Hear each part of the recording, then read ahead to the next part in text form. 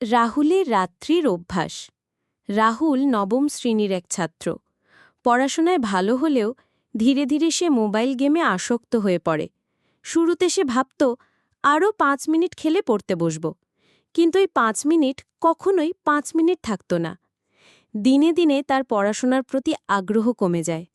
পরীক্ষার রেজাল্টও খারাপ হতে থাকে। মা বাবা চিন্তায় পড়ে যান। বারবার বলা সত্ত্বেও রাহুল বুঝতে চায় না। একদিন তার প্রিয় শিক্ষক সঞ্জয় স্যার তাকে আলাদা করে ডাকলেন। বললেন, রাহুল, তুমি তো খুব ভালো ছাত্র ছিলে, হঠাৎ এমন কি হলো? রাহুল চুপ করে রইল।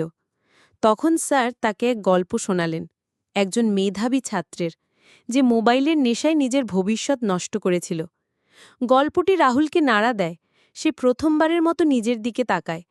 ঘরে ফিরে সে নিজের পুরনো ফলাফল দেখে, নিজের লেখা স্বপ্নের তালিকা পড়ে, আমি একদিন ইঞ্জিনিয়ার হব। সে বুঝতে পারে এই মোবাইলের কারণে সে তার স্বপ্ন থেকে দূরে সরে যাচ্ছে। রাতেই সে ফোনটা মায়ের হাতে দিয়ে বলে, মা, এটা কিছুদিনের জন্য রাখো, আমি পড়াশোনায় মন দেব। ধীরে ধীরে সে পড়ার প্রতি মনোযোগ বাড়ায়, আবার ক্লাসে ভালো ফল করতে শুরু করে। শিক্ষক, পরিবার, এমনকি বন্ধুরাও তার পরিবর্তন দেখে অবাক হয়। মোবাইল এখনও রাহুলের জীবনে আছে, কিন্তু তার নিয়ন্ত্রণে। সে শিখে গেছে জীবনে সফল হতে চাইলে আসক্তি নয়,